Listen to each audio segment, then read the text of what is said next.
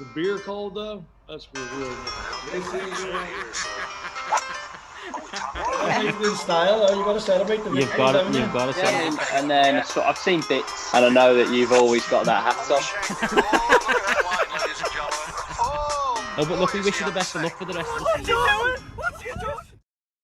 Welcome to the Bogey Boys podcast. You're joined here by Kevin and Mark as always. And we've got a guest, Mr. Tom Boys from Upgame. How's things, brother? All good. Great to be on. Oh, great to have you, mate. Yeah. Great to have you on, yeah. How's things your end? Not bad. Not bad. Busy time really between sort of guys playing States, Europe, and then obviously stuff with the app as well. So all good. Yeah, looking forward to hearing all about the app, mate. I've heard loads about it. Yeah, it's exciting times. Actually, today I think they've just announced officially that a couple of football, James Milner, Adam Lallana, they've invested in the app through their management company, White Rose Management, I look after a couple of the players within that anyway. But that's exciting. They've invested, and obviously we can then crack on with a few more product ideas that we've got and keep moving the app forward. Nice. So for anyone, all the listeners listening now, like just thinking Upgame, like what is that? Basically is going to be the first question, isn't it, on the minds, if they haven't heard of it already? Yeah, so it's in essence, it's a game improvement platform. So obviously very stats heavy.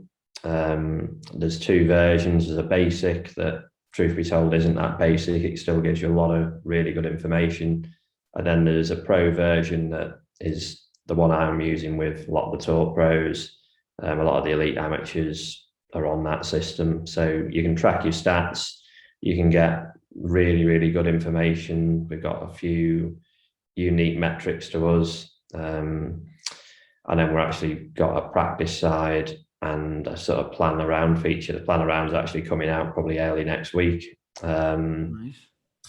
So yeah, lots going on with that. So can amateurs access? Could we get on this? Could we? Yeah, anyone can go on App Store, Android, on your phone, on your iPad. Nice.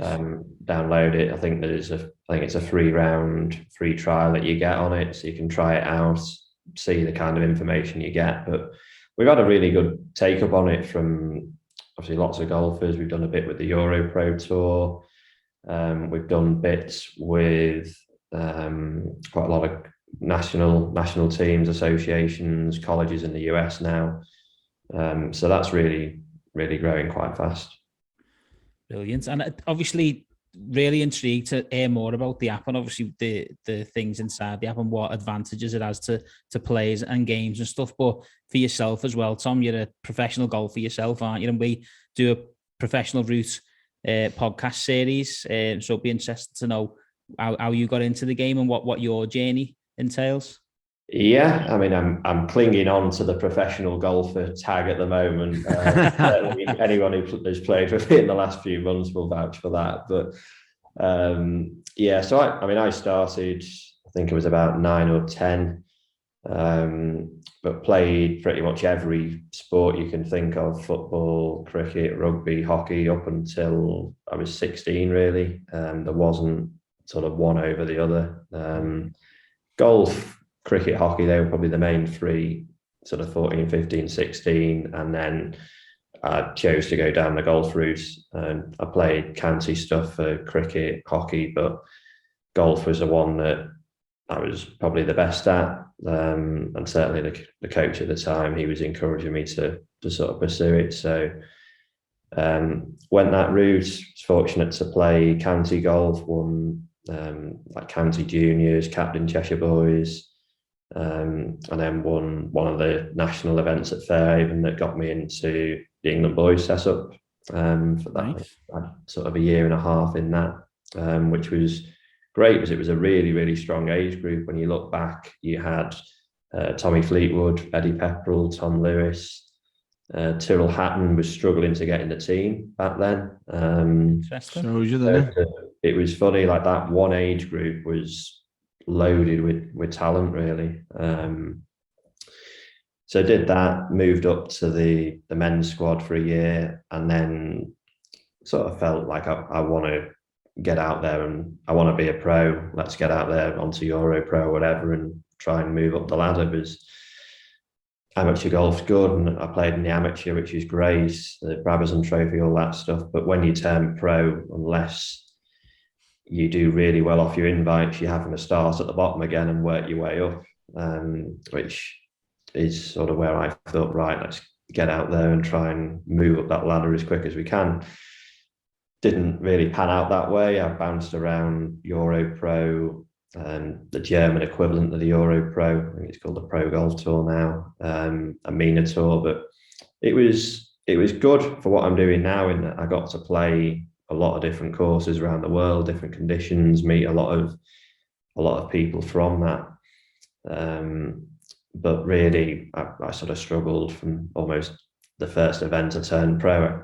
I had a good first week and then got food poisoning out in Morocco, which sort of knocked out almost the next couple of months, really, for me. It was a really, really bad case of it. And so maybe the writing was on the wall there.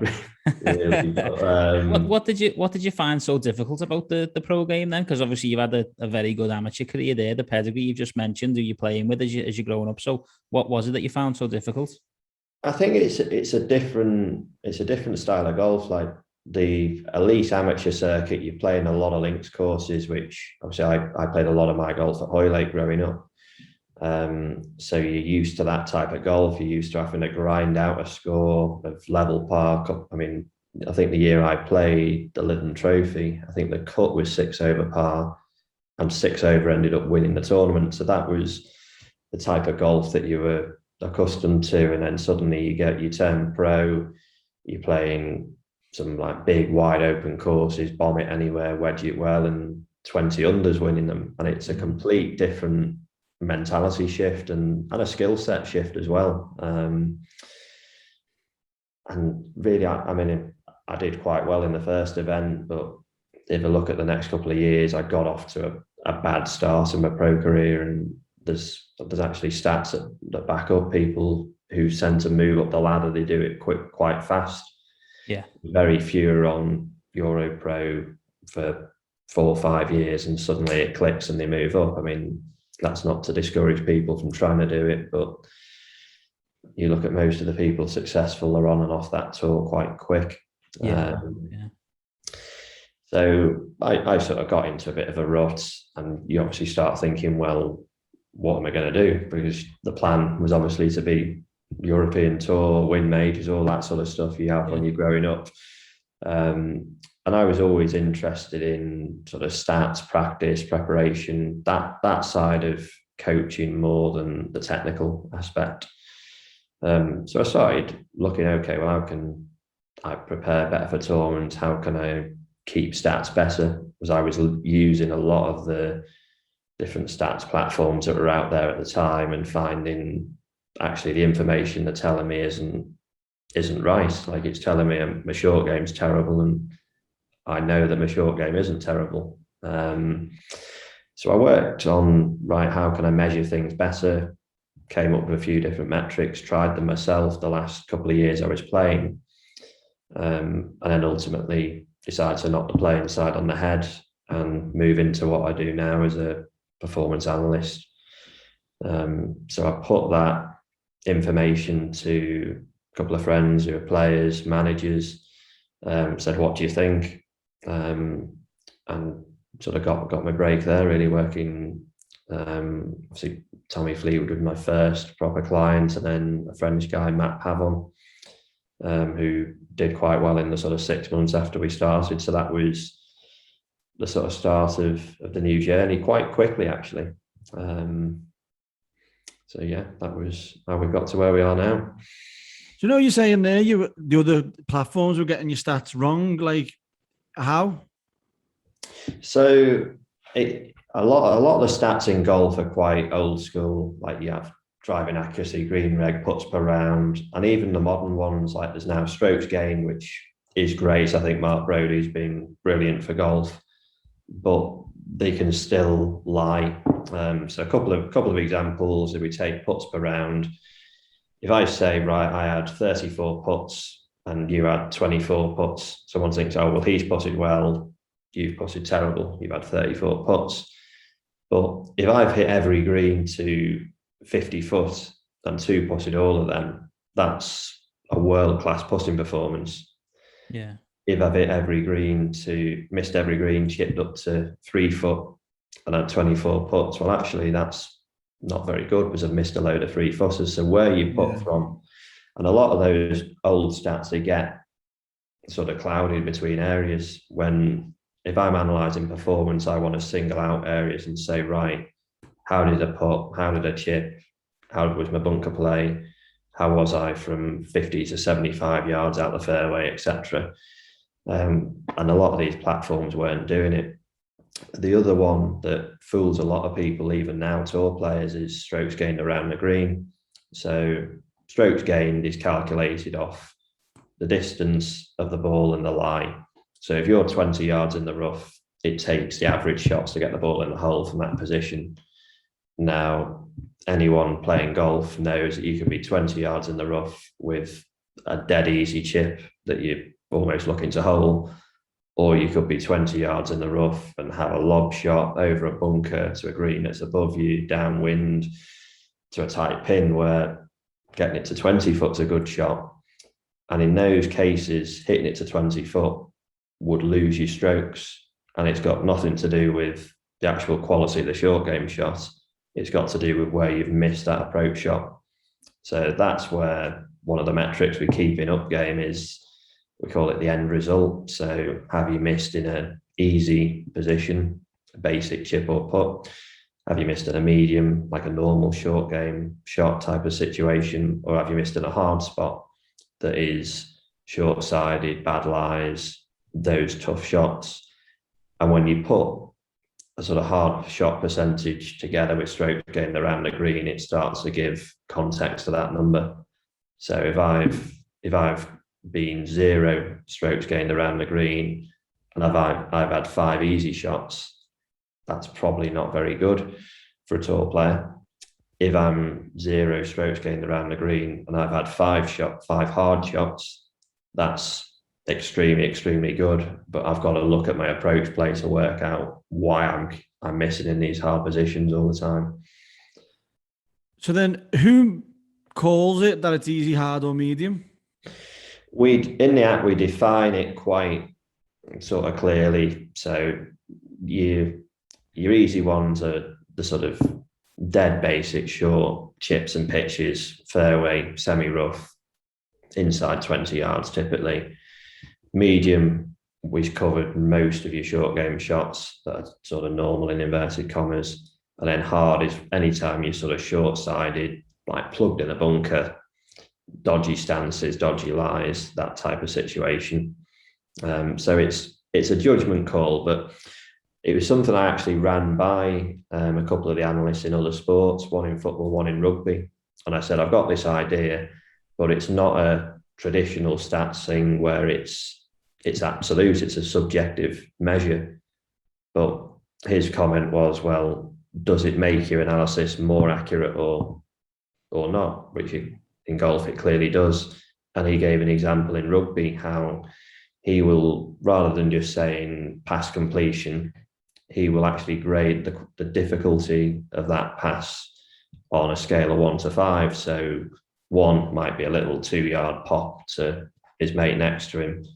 5 might be a one-handed 10-yard throw when he's getting absolutely battered by someone. So a lot of other sports were already doing this, but in golf, I think because a lot of stats have come from your typical maths, physics, much, much cleverer people than me in that area, but they're not looking at golf and thinking, well, there's so many variables in golf, there's so many different situations, and it's never an exact science, is it? No. And pretty much all my players will have heard me say this at some point. I'm not someone who will go to them and say, this is what the numbers say, this is 100% what's going on and what you've got to do. I want them to take the data. I want to listen to what they're saying as a player.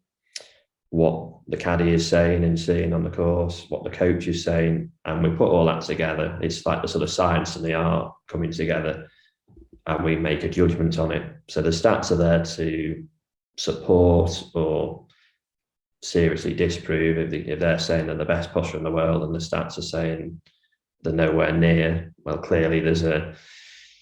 He thinks he's the best putter in the world, by the way. Oh...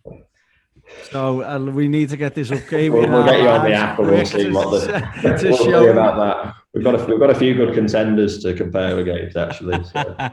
Put me statistics on there. We'll see if anyone can beat me. He thinks he's next to Tiger in his prime, like. No, I think Tiger's next to me. Oh, that's it. No.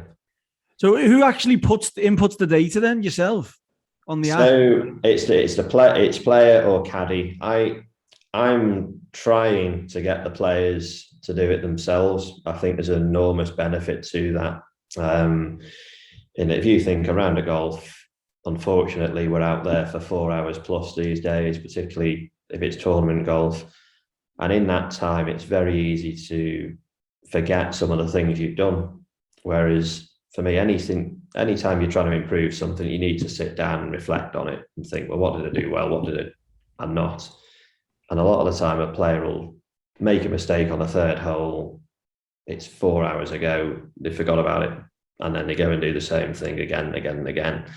And I've seen this with even tour players who are supposedly the most in tune with the game and clever, golf smart people. Whereas after a round, they're able to load the app, they're entering shot by shot, and they're sort of learning as they're entering it as well. So they might, for example, I did it when first round after lockdown, and I've got 200 yards out in the rough. There's a pin tight left, water left. I've got a 4-iron that I know I've got a left miss with, and my target was dead on the flag.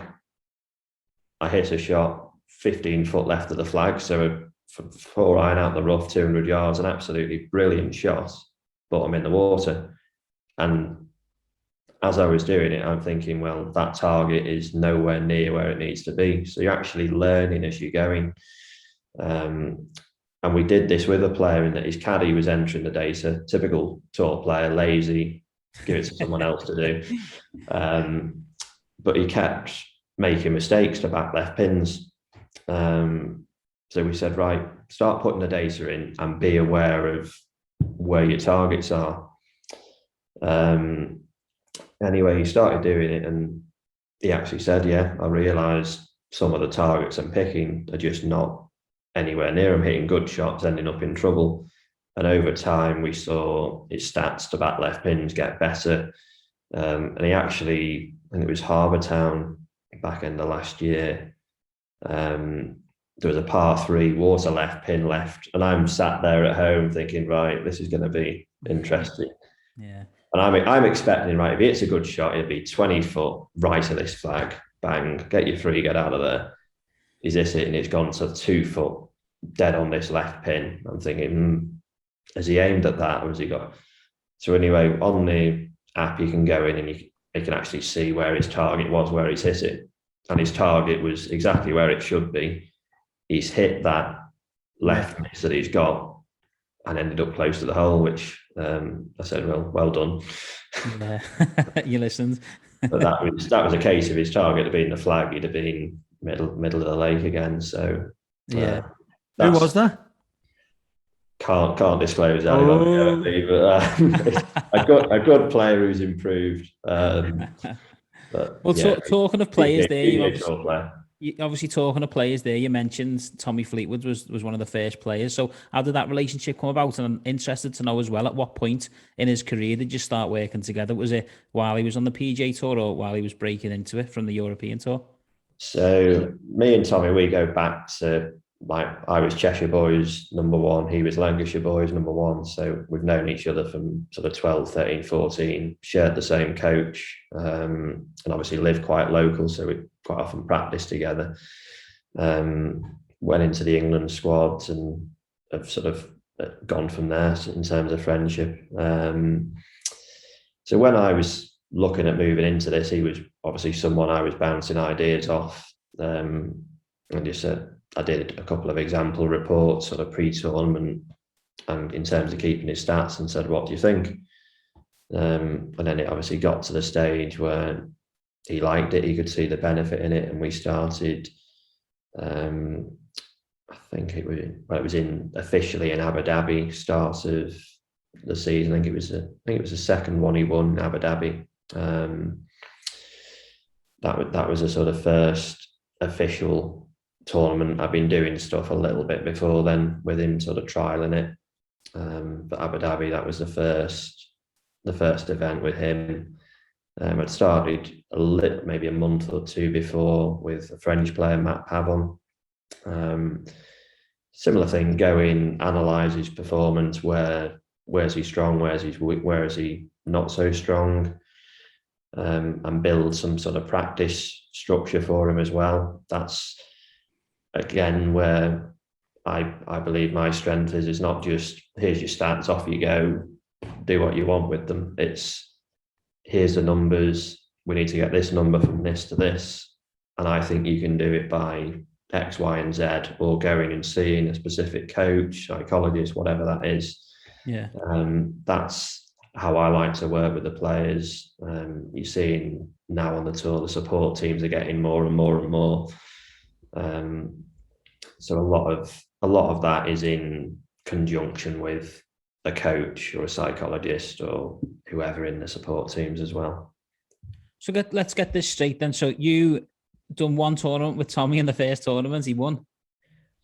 Pretty sure. I'll have to double check whether it was Abu Dhabi. We seem to brush over that point there, and I was thinking should be hung up on the back of your, on top of that club. I think it was the second time he won in Abu Dhabi. I think that was the year we were starting doing it. And then obviously since then, more players have come along. I've had, I think how many wins we've had now? 1, 2, 3, about 5 or 6, 7 wins, I think, from players now, which is good because they're all playing obviously at a good level as well. Brilliant. Past that, you know, if say just the average Joe was using Upgame, like say if I went to use it tomorrow and then I had put all my stats in, like how many rounds are you talking before you start getting like data back? I know you said you get a three-year round free trial, but obviously probably going to need a bit more, do you think? Yeah, I mean, you can look at one round in isolation, but obviously that's very hit and miss. It might not be your typical performance. What we tend to do with, I tend to do with the tour players is we'll sort of group 4 or 5 tournaments, have a look at the data and keep sort of repeating that. And then at the end of the year, do a bit more of a sort of full scale operation on all the data. And I mean, we're looking at stuff like what style of courses have they played well? Have they putted better on fast slopey greens, slow flat greens? Is there any sort of tendencies that can then help with the scheduling as well at that point? But I think for most golfers, if you were to go in, put 10 rounds in, that's probably a good first point to look at. It depends how obvious some of the tendencies are. Like if you put 3 rounds in and every single round you're losing 5 strokes on putting from 5 to 10 foot, well, at that point we can say, look, we clearly need to have a look at this area. If it's not so obvious, that's when you're needing more and more data to look at, really. Yeah. Just thinking, trying to plan Mark's stats there. Like there's 15 left, 15 right, 15 backwards. So, you know, you're in football and stuff. Like, have you just took ideas for them, or what have you took from different sports to actually bring to golf to help the average golfer? Yeah, so it's a mixture of things. I mean, I'm naturally a big thinker. I mean, even if you go back to when I was 17, I was go into tournaments and I'd walk the course, make my own yardage book, have a sort of set preparation plan for that golf course. If I knew, right, this course is going to be lots of 3-woods and irons off the tee and lots of wedges, I'd be working on that on the sort of couple of days before a tournament. So I brought that into golf, and that's very similar to what a lot of the football teams, rugby teams are doing now. in that you'll obviously analyse the golf course you're playing. Obviously, PGA Tour with ShotLink and all the stats that they've got, you can get quite deep in that. You can see what the easy holes are, what the hard holes are for the player, what the easy and hard holes are, because that doesn't always match. I mean, there was an example of a player at Bay Hill, the 10th hole, that the field played under par, but that was the hardest hole on the course for him over his last 4 years. So you then are digging deeper. Why is that? How has he played the hole? How have others played the hole? So I think from a preparation point of view, you're trying to answer two main questions. What do you need to work on specific for that golf course?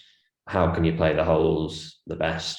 And we've got a new feature coming out in Upgame next week where you can actually take your shot patterns and overlay them on a hole. So if we were playing Formby tomorrow, I could say, right, if I hit driver on that line over the bunker, what does my shot pattern look like? What does my outcomes look like? And you can then optimize your target or say, no, it's not a driver, it's a Fleetwood, and plan your round off that as well. Yeah, you know, you're saying about the tour player who's playing the 10th and like bad over his career. Someone that can be mental, can't it? Because I went on like How Did I Do and found out that the 5th hole was my worst hole, and every time I stand on the tee, I'm thinking, "Oh, this is my worst hole." This, so I'm already at a disadvantage, and then it just gets worse from there. Then. This links in quite a bit actually, in that there's a lot of information that I get that you don't share direct with the player. You will go to the coach or the caddy, and then the caddy's got to try and prod him, but without making it too obvious. And it's funny what you said there. When I was trialing it, I was playing the MENA Tour out in Dubai, and I analysed Dubai Creek, first tournament out in Dubai. And I thought, I've played the first 16 holes on this course in 10 under, like really good golf here. The last 2 holes, I think there was something like 18 over par over the last 4 years. There was doubles, you name a score, I made it on these 2 holes. Sounds familiar, then. Yeah, so from an analysis point of view, you think, well, great, I've cracked the code to play in this golf course. I've just got to make less than a 10 on these 2 holes this year. Which from a planning point of view is good. You come up with a game plan. From the player's perspective, first round, you get on that 17th tee and you've got the little gremlin on your shoulder telling you, oh, well, you play these holes badly, which obviously isn't ideal. Which is where I believe a lot of that information you filter to caddy, you filter to the coach, and the player isn't necessarily aware of it. He'll just have the caddy on that hole. Oh, why don't we think about hitting this club off the tee, or let's pick this target here?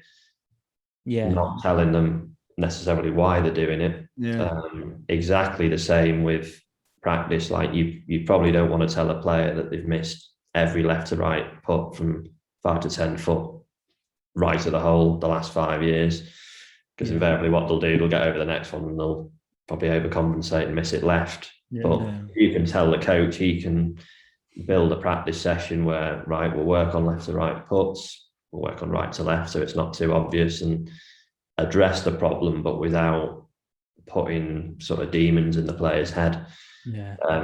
It's difficult because some players do like to know every bit of information, and they're like, oh, I can deal with it, which some they can get the information, park it and not have it in the head. But my preference is to try and work a bit more with the coach, the caddy, support team, if it's something like that. Case study wise, doesn't get better than what you've just explained there with Tommy. One round, one tournament in, and he goes and wins it. But I'd be interested to know, I don't know if you can share the names of other players that you're working with, but any other case studies and examples that you've got where, you know, you've went and worked with players and you've seen a mass improvement, or you've seen them win, and your statistics and your work has helped them guide them to that win. Yeah, there's a couple of good examples. The first, if we're on the topic of sort of pre-tournament preparation, and this player is playing a course at altitude, which straight away you think, well, for that week you've got to completely calibrate your distances. So you're working on that. When we analysed the golf course, you could see the winners were like 8, 9 under par, and all of that score was made on the par fives. They were pretty much 9 under on the par fives, level on everything else. So straight away you're thinking, well, we're going to have to play these 4 holes well. You then look at those holes in a bit more detail. For that player, he could reach them all in 2, but they're quite small targets. So at the time, he was a sort of driver 3-wood, and then he'd choose between sort of 5-wood, 2-iron, 3-iron at the top of his bag and have 4 wedges. When we analysed the course, last year he played there, he didn't have a single shot inside 100 yards, 50 to 100, sorry. So do we really need 4 wedges? Probably not. But for those second shots to the par fives, if we can have a club that we can just hit normally, we're not trying to take a little bit off a 3-wood or get a bit more out of a 2-iron and be in between clubs, that could pay a real benefit there. So equipment change that week. Player, he actually made 4 eagles on the par fives that week, led the par fives, won the tournament in a playoff. Might have given it away there, but I was about to say, just gives the name. You're killing us here. That was Tommy at the Ned Bank. That was. So quite a very interesting course when you analyse it and break it down. And he obviously sort of followed the plan perfectly, battered the par fives, hit a lot of those long irons onto the par fives, made eagles, birdies, and won the tournament. So that was a great case from a preparation point of view.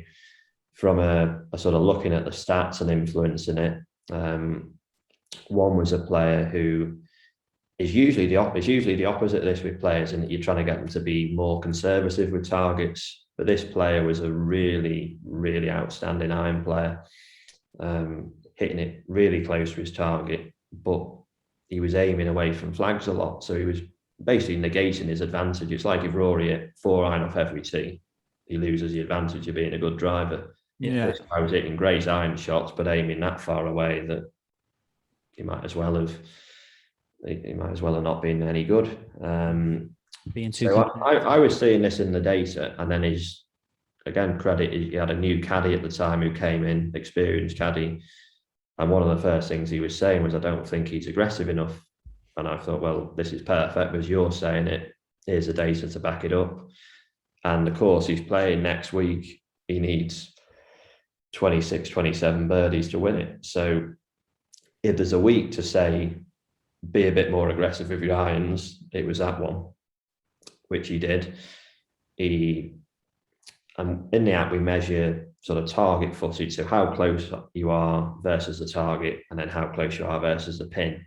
So he was like 18 foot v target, 34 foot v the pin.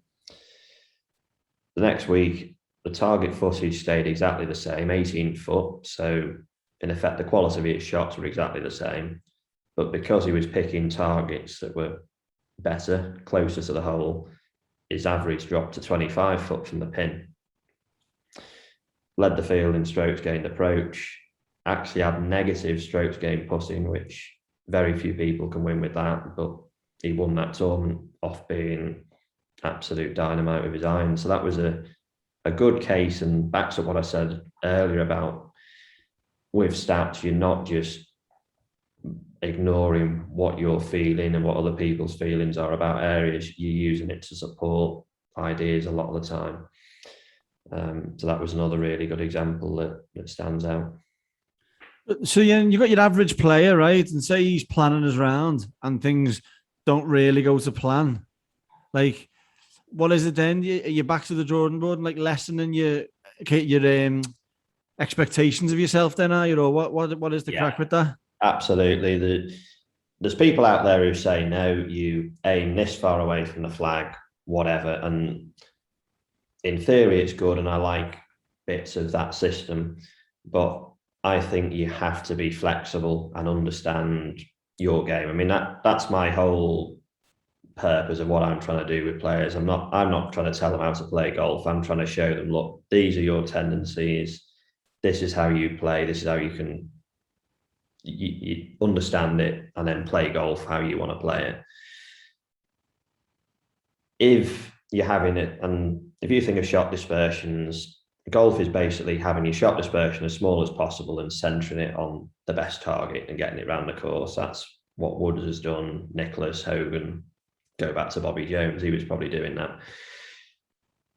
If you think of your average dispersion, it might be that big. If you're having a day where you're really on, that dispersion will obviously be smaller and tighter. Now, they're the days, fill your boots, be a little bit more positive, not gung-ho going at every flag, but you can afford to be more positive with the targets you pick. If you're having a day where you can't hit your hat, which is most of us most days, you then actually need to be more the other way. Give yourself more margin for error. And it's funny with what happens in golf is people are the opposite, aren't they? They bogey the first, they bogey the second, and they think, oh, I'm firing at this flag now. And think, well, there's no evidence to suggest that at all. The evidence is saying you need to give yourself the biggest possible, you need like 100-yard fairway and a 50-yard wide green is what you need, not firing at another flag 3 yards from the edge. So I like the players to be flexible, and again, it can vary with the situation as well. Like if you're a couple behind the cut mark coming to the last few holes, well, yeah, you're going to have to take a little bit more risk. Because let's be honest, there's nothing to lose. Or if you're leading the tournament by 3, you can afford to take a bit more of a safer strategy, plop it middle of the green, 2-putt, job done. So that's something I'm quite big on. And again, it's just giving the players the information. What are their shot patterns, and up to them then how aggressive or safe they want to be, really. Yeah. I'm interested to know as well, you mentioned before about obviously you work and you give the information to the caddies and the coaches. Do you ever get involved with players who may have psychologists, and does the work that you do, does that interlink with the psychology work that they do with the players? Yeah, there's a couple of stats I keep more with the tour players that looks at like sort of the start 3, start 6 holes, end 6 holes, how they're performing in rounds when they're in contention, is there a drop off, and then how they score after a birdie and after a bogey. So again, if you look at that last one, you'd expect scoring to be a little bit higher after a bogey. Your confidence is down, you're obviously not playing great, but you're not looking for a big difference between that. So quite often we'll keep stats that can tell you a bit about the mental game of a player. And something, again, we're actually looking in the app, we've got with the target stuff, we can distinguish on shots, whether it's a strategy error or whether it's a shot execution error. But when you're looking at shot execution, that can be 2 things. That can be a technical error, you've just put a bad swing and missed it 50 yards right, or it could be a mental error that's caused that bad shot. So there's water tight up the left hole, you've got halfway down and you thought, don't go left, and that's not, it's obviously technical has caused the shot, but it's the mental aspect that you need to look at for that. So yeah, the teams that I think work best, most players now, they'll have a swing coach, they'll have a psychologist. There'll be a lot of discussion around, right, these bad shots that he's hitting and the destructive ones that we need to improve, what are they coming from? And I've done in the past with players, I've looked at tee shots and gone hole by hole and seen, well, there was trouble left there, he's gone right, there's trouble right, he's gone way left. And you can present the evidence and we can pretty much almost certainly say, right, it's more mental than technical in that case. So the stuff we can do there, yeah. And then does it come down to player honesty as well then, being like, right, and there was water there, I aimed, do you know what I mean? I've purposely flipped the hands or whatever. Yeah, I mean, the good thing is they mark the target on the map anyway, and I know what that should be and what you're expecting it to be, so they can't cheat the system very easily on that. No, and at the end of the day, they've got to be honest. We're not doing it to we're not doing it to beat them with a stick or anything. We're doing it to try and get them better and move up the world rankings, really. So most players are pretty good with that. And I think it's just understanding. Like, I think with stats, there's a lot of players, certainly as I was in England squads, didn't like it because it's telling me what I'm not good at. And it's something I always try to do and I think it's when you're giving anyone information, you start with a positive, and you can use stats to really reinforce a positive. There's a story I'll come on to in a sec, actually, it's just come in my head. But you start with a positive, right? You're really good at this area. So straight away, you sit up, I'm good. And then you follow it with not, you're absolutely dog shit at this. It's, you can get better by doing this, and I can get even better. And it's stuff as small as language, but you can see the sort of reaction in players. And I know as a player, when I was in England squads, we had a meeting with one of the team managers, and straight off the bat, and this was, I think I came like second in the short game test, third in the wedge play, so I was doing a lot of good things. Oh, well, you're not good at this, you're not good at this, you're not good at...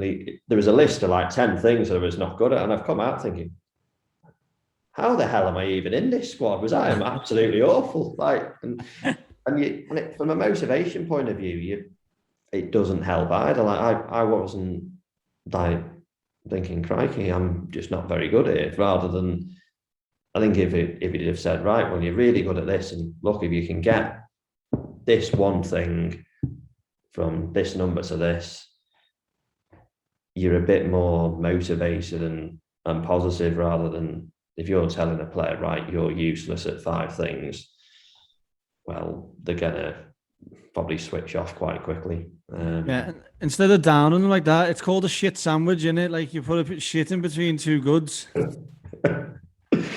Absolutely, that's my goal these days. That. So you're saying there's another story that you're going to come on to there about what you're talking about? Reinforcing the positives, and I don't think you mind me mentioning this, so it's Lucas Herbert, obviously Australian, great player. He's, I think, 51st in the world, I think he is now. Obviously a couple of wins under his belt. So we were in Abu Dhabi. Seem to be in Abu Dhabi a lot with these stories, but we were actually there. And he'd had a good first couple of days, and then poor round 3, poor round 4, so slipped down, and he was not in a great place the year before. I think he's actually come out and said himself he was struggling, sort of mental health issues, didn't know if he actually wanted to carry on playing golf. So he was just coming out of that first tournament of the year, played well, and then had a terrible weekend, dropped from like potential top 10 to 50th. So he was quite down and despondent, and we were going through the game, and there was his coach, his psychologist, caddy, myself, and we're just sort of debriefing, well, what's gone on. And from a stats point of view, he was sort of asking, oh, where do I rank in your players? Like, am I the worst in all the kind? I'm like, no. If we take putting 5 to 10 foot, you were comfortably the best player that I've got. You're averaging, I think, 66% hold from 5 to 10 foot, and that would rank second on the PGA Tour. And you could see him sort of sit up slightly. Oh, hang on a minute. Yeah, and it's not me. The good thing with when you're quoting numbers and actual data, you're not bullshitting them. You, like, anyone can. I could go to you. You know what, Kevin? You're the greatest iron player from 175 to 200 of all time. But you're thinking, well, am I really? Is he bullshit, trying to give me fake confidence? Whereas, no, I believed you fully there. Like, you might. I hope you are. Whereas if I can pull the numbers and say, look, there's your numbers, there's PGA Tour top 10, you're sitting second. There's absolutely no doubt. So they can build, I think, a lot of confidence from that. And I mean, that was just one part of what we did. He did some really good work with his psychologist in the lead up to that next week. Went to Dubai. One of the other things we talked about was his shot pattern. He just started with a new caddy back then. And from sort of long range shot, sort of 225 plus. His shot pattern was very sort of short right biased, and his bad shot was even more short right. So what we were saying was any sort of front right pin, or any pin from that range, really, you're wanting to move your target long left of it, so that more shots are going to hit the green, less are going to end up in trouble. Even more so if there's trouble short right, move it way long left. Now, if you go back to Lucas the following week, he's in Dubai on the 18th hole, sort of with a chance to win. And he had, I think he had a 5-wood out, and the caddy changed him to 3-wood, and his target long left. Is it there? We 2-putt, we make birdie. He's hit the shot short right on his shot pattern, and it just caught that little slither of green you've got at Emirates between the 18th and the 9th. So he caught the green because of having that target and that club. Yeah. Right. If he'd have stuck originally 5-wood dead at the flag, he'd have been middle of the lake. Yeah. On the green, 2-putted, got in a playoff.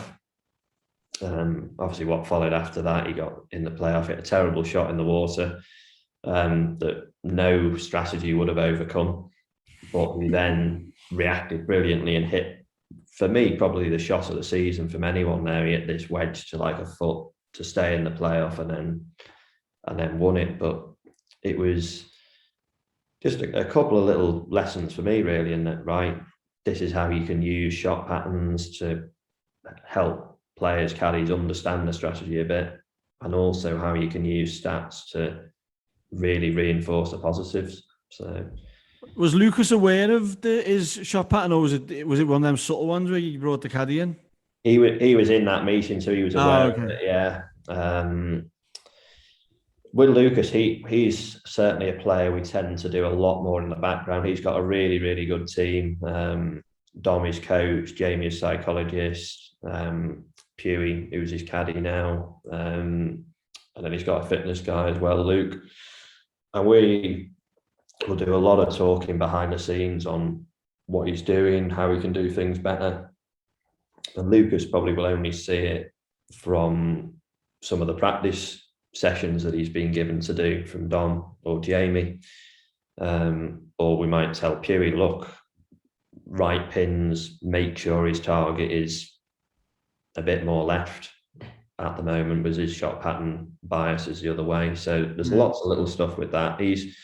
But on that case, he was sat in on the meeting. There was no hiding that information. But obviously, it had a happy ending the following week. Do you ever have those conversations with players then as to what information they want? Because if you look at somebody like Bryson, he wants all the information, all the data, and he seems like a bit of a control freak when it comes to situations like that. So do you have to find that balance as to what information to share and what not to share?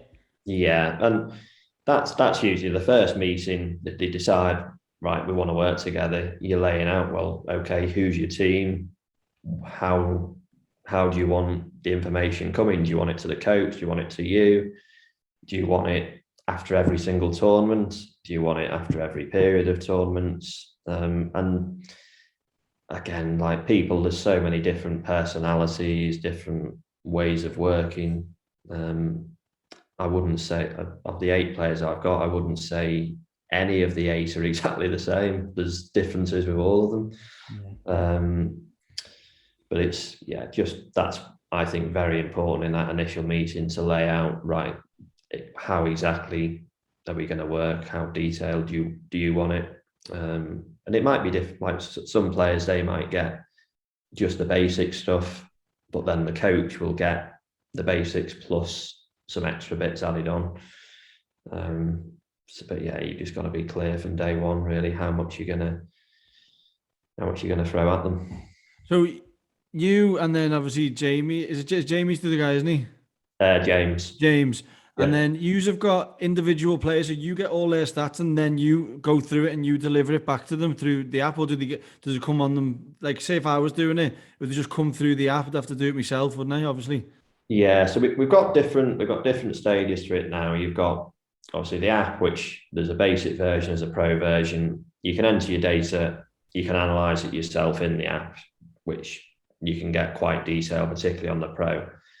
On top of that, anytime a person can request a report or a call with one of our analysts, so whether that's me, whether that's James or Henry, we've got 3 of us now at Upgame. Henry's actually just started working with Cam Davis on the PGA Tour as well. So all 3 of us know what we're looking at, basically.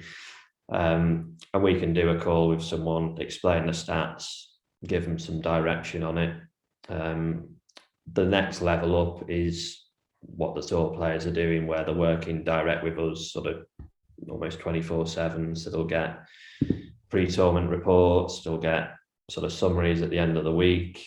If a player's played the golf course today, say like during Las Vegas this week, brand new golf course, no one's played before, they might have some questions. What do you think about this hole? Do I hit driver? Do a layup based on my stats? So there'll be lots of stuff like that that's at sort of top tier. Did you look at the course like online, or if you can't be there, and just check it out, yardage, length, and go flybys, and then just plan it all, really? Yeah. So if you go through the report, I'm looking at the style of the course. Is it at altitude? Is it wide open? Is it tight? Is it going to be soft or firm? Are the greens slopey, big, small, all that sort of stuff? You look at scoring if you can get it, and that's the field, that's the winners and the top 10, that's the player.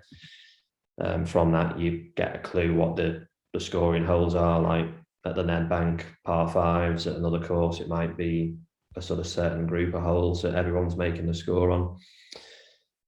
From that, here's the areas that you need to focus on in practice. And then from the whole point of view, I've been cheating this week. I've got the feature that we're launching in Upgame next week. I've been using behind the scenes for the guys this week to show them, look, if you hit driver on this hole, on this line, based on your past data, this is what you can expect to happen. Now, obviously, they could cheat the system and they could hit a shot that they've never hit before and go in the middle of a lake, but it gives them a really good starting base. And I tried it the other day at played a course in the Midlands, Enville, and there's a few little blind shots over hills, and I've gone on, said, right, what's the line? Okay, it's just inside that edge of the tree, and hit it, and it's a great way to navigate around the course. So that's something that like I say, we should be launching early next week for everyone in the app, where they can plan the round, and obviously hopefully help them with that. Yeah, and what else is there to look forward to when we look at the future of Upgame then? So we're looking at building in a bit more of a sort of comparison element to the stats. So something I always like doing with the players, I call it the success formula, is looking at the best rounds. What are they doing in those? And that becomes what you're then comparing against. So give you an example of this with the tour players. If you want to be world number 1, you need to gain 2.5 strokes gain total, give or take, per round to be world number 1. Now, 2.5 is the combination of tee, approach, short game, and putting strokes gain categories. You can get to that 2.5 a lot of different ways, and it depends on the players. I did a webinar where I had Rory McIlroy when he was world number 1, and he was gaining, I think, 1.2 off the tee. And then underneath, you had Luke Donald when he was world number 1, and he was 0 off the tee. But he was great in approach play, great in short game, great in putting. Made up for it, yeah. It's showing players, look, there is different ways to do it, and it's understanding your way again. But that's something we're looking at building out in the app, so players can see, right, my best golf is being caused by being really strong with the putting, or being better than normal off the tee. Am I straighter off the tee? And that then gives them their personalised benchmark, really, to keep working towards. So that's one element. We've also got the practice side. I think there's a beta version of it in the app at the moment, but we're going to have a library of sort of 50 to 100 practice games in there, where you can compete yourself, you can add a group with your friends. This is something that I think it's going to be great for sort of national teams, juniors, colleges. You can, and I mean, I'll sort of use, when we were testing it, we had a group that consisted of myself, top 10 in the world player, his 2 kids, a golf coach, my dad, Samir, who's the CEO. So we had the biggest range of people you could probably find in a testing group. And it was just a simple putting challenge, put a tee down, hit a putt from 3 foot, 6 foot, 9 foot, times 5. How many times can you hit this tee over? And that's your score. And what we found was, when someone posted a score, your phone flashed and you thought, okay, I want to go and beat that. So it motivated you to practice. Yeah. There was, I see, yeah. There was consequence on that practice. So if you knew that 12 out of 15 was leading and you've got 12 with 2 putts to go, you're starting to not feel pressure like if you've got a putt for the Open, but a bit more consequence. Very close. Yeah, exactly. It depends who you're trying to beat. Yeah, exactly.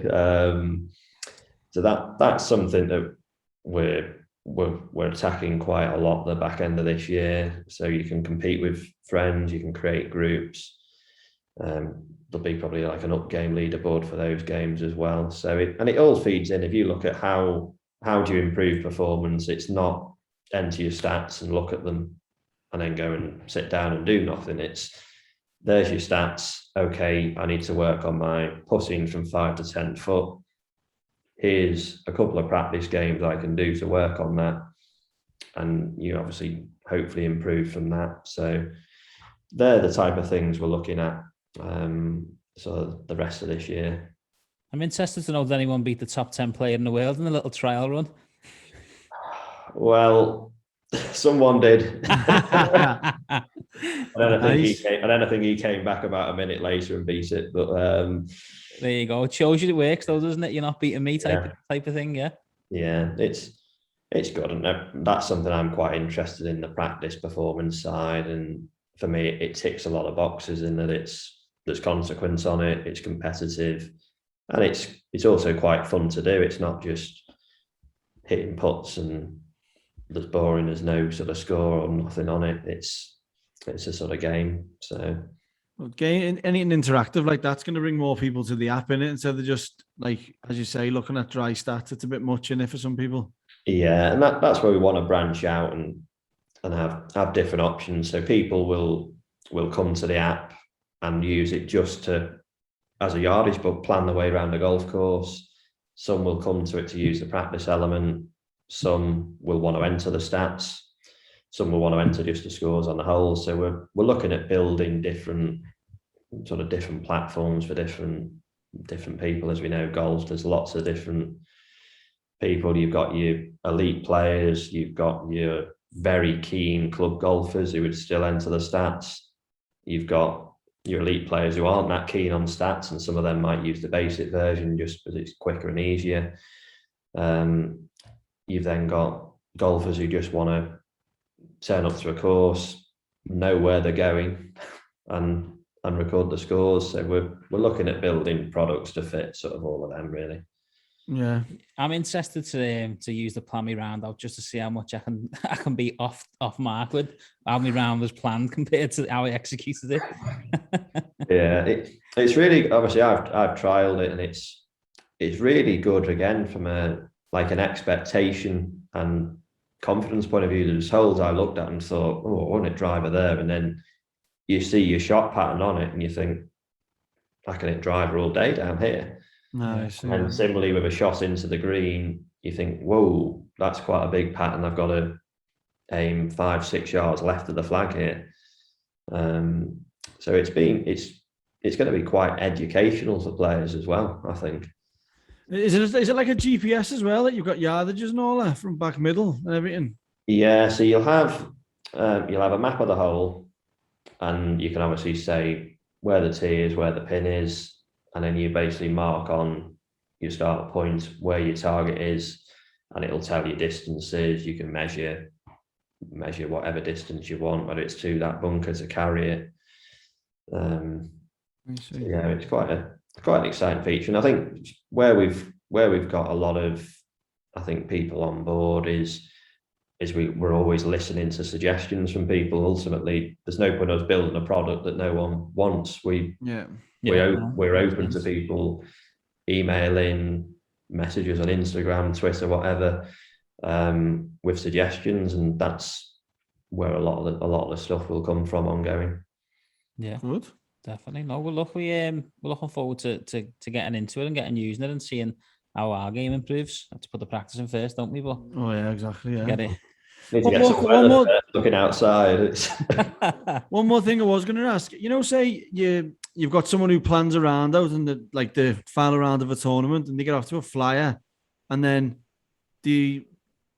all of a sudden they're leading, and then the plan totally changes. Are they judged against the plan that they made, or would they just be judged on the outcome?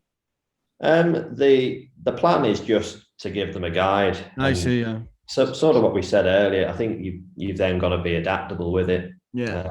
The plan around, I think, is good. It gives you that sort of first base on, right, the driver, this is what's going to happen. But then they might have a day where they're driving it off the planet and they come to a hole, they're just not feeling the driver at all, and they hit iron.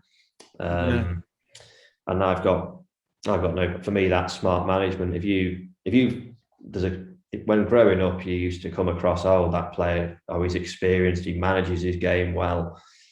And if you look at Jack Nicklaus, Tiger, they were probably the best in the world at doing that.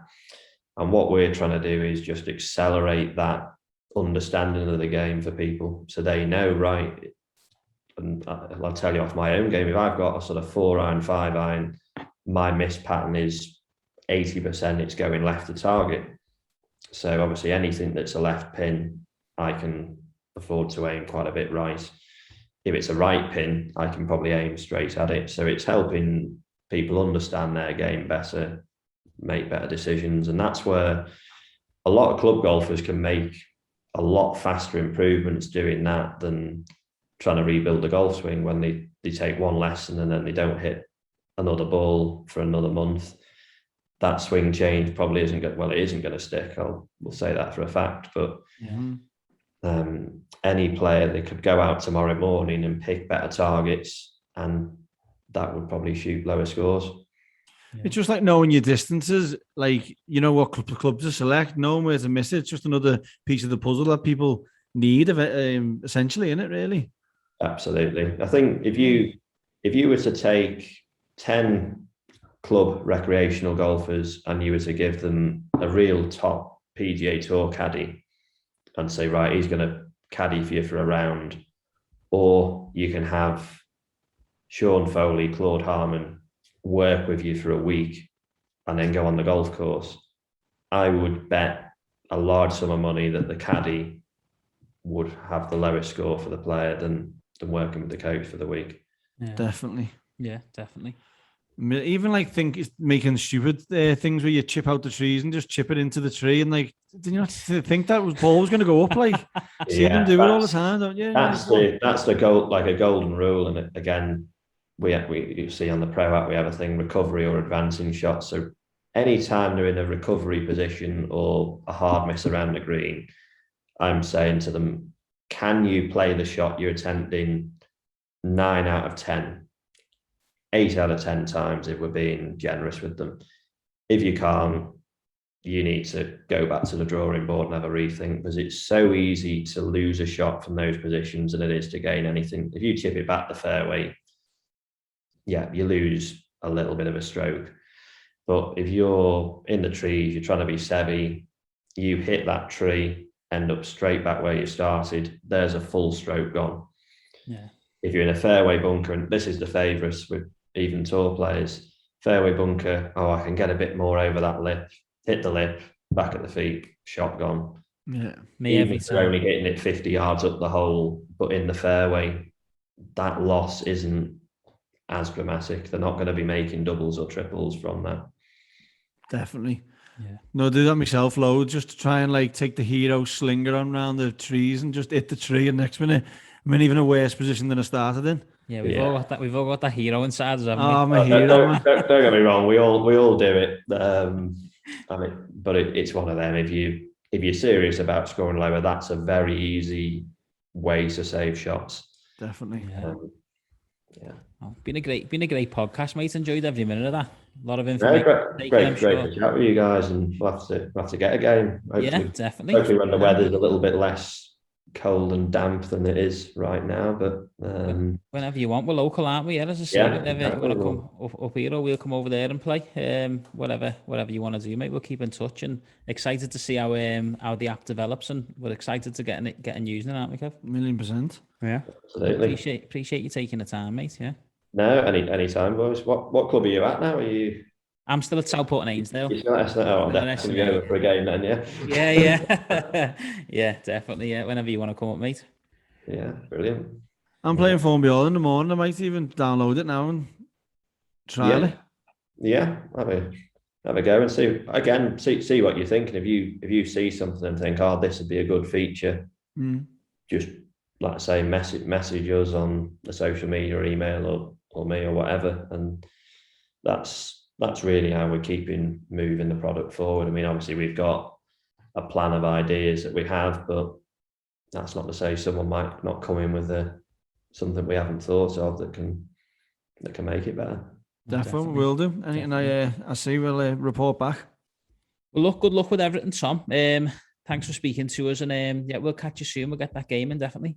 Yeah, definitely. Love Cheers, to. mate. All right, take care. The beer cold though. That's for real. In style, you got to celebrate the You've got to Yeah, and then so I've seen bits, and I know that you've always got that hat on. Oh, but look, we wish you the best of luck for the rest of the season.